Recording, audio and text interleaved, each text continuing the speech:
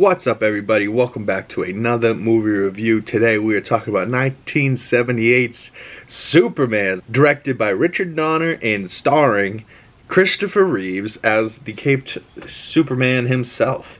And let's just be real, this, when he flies, doesn't look great, but it's 1978. Obviously it's not today's technology, but I'll give him a lot of credit. It still looks pretty damn great in the costume, right? Like, it obviously doesn't look as, you know, polished as today's costume, but it was just simple and good colors, and he's wearing little tights, the underoos, the red boots, the red cape, but he just is Superman. This is how I picture my Superman. He's laying down on bridges, letting trains pass over him, you know, he's saving Lois Lane from a helicopter.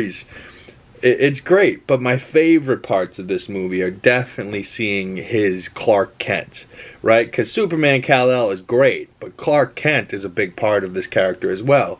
Where Henry Cavill's Superman Clark Kent, there wasn't a whole lot of difference between the two. You know, people always joke that he puts on glasses and became a different person.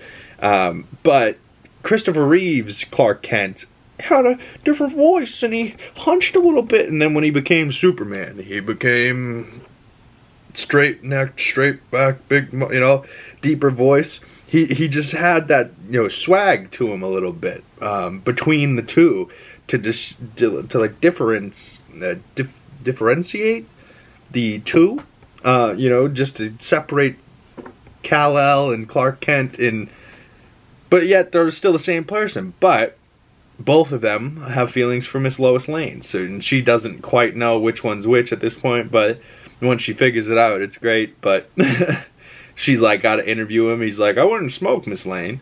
She's like, what? I know, give me lung cancer. He like scans her lungs. He's like, not yet. She's like, oh shit, I'll put that out. But I was shocked that they kill her in this movie. She dies, and then, you know, the main third act of what Superman has to do to save the world is, you know, save his world. Lois dies in a car accident or something like that. There's a big earthquake going on, and he flies out to outer space and flies around the world and spins it backwards so that we go back in time, which I don't know if that's possible, but I think the world would spin back, but I don't know if the time would roll back. But I don't even know if the world will spin back if we just like put propellers on the edge of the planet. I don't know. It feels very 1978 comic books. They're like, oh, how did he save the world? He spun the world back. And it's like, that was their like form of time travel back then. Like, they didn't build a time machine. They just went, oh, Superman flew around the planet. Bam, time travel. He saves her life.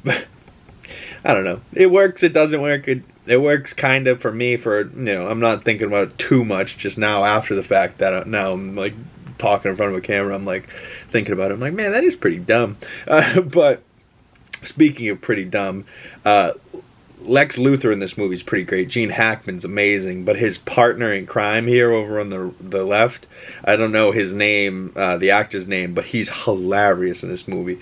Like, and I will say, him just like the starting of the movie where he's like walking through the subway and like, ooh, steps off to the side of the train, then walks down the tracks, waits on the side, goes through a hidden door into Lex Luthor's like underground lair. It's like underneath like a street in New York or a metropolis, and it's got like a pool down there, and he's got like his own like little underground lair that's like a mansion but underground, and it's dope, but at the same time it's under the subway, so like, you know, it's as dope as it could be. But I mean, I don't remember particularly seeing any other Lex Luthor's secret layers that were cooler than that. But Gene Hackman, I thought, did a great job, but his little right hand man here, Otis or whatever his name is just so stupid, but he's hilarious the whole movie. Like, at one point he goes, Otis, get my robe, and he walks over, puts the robe on him, and he goes, hey, Otis, how about next time you wait for me to get out of the pool to put the robe on? And the guy's got like an apple in his mouth, takes out, like looks down at the water and goes, yeah, like there's certain things, like just the little lines that this guy like delivered that I found so funny. But it's a good movie, man. It really is. And with that being said, I gave this movie 4 out of 5 stars, about an 8 out of 10. You know, even today, it's about an 8 out of 10 for me. 4 out of 5 stars. It's just, you know, I could see myself watching it again. Like, this was the second time I watched it, but yet I still enjoyed it immensely. You know, I liked it quite a bit. And you know? It is what it is, you know?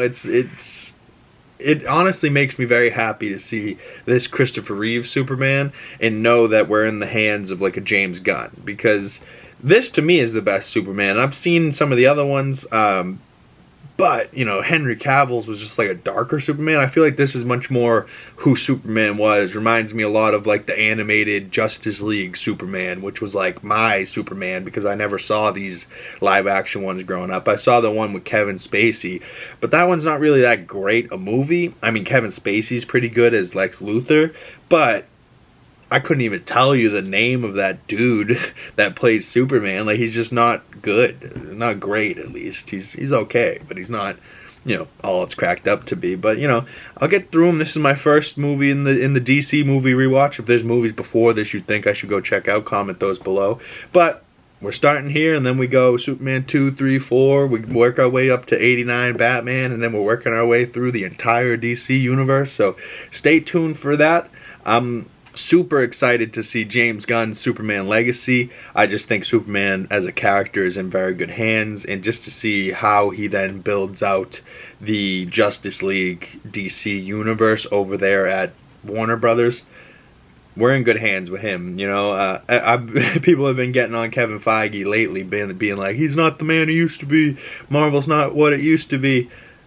I think they're in good hands as well. We had a little bit of hiccups through the pandemic, but who didn't?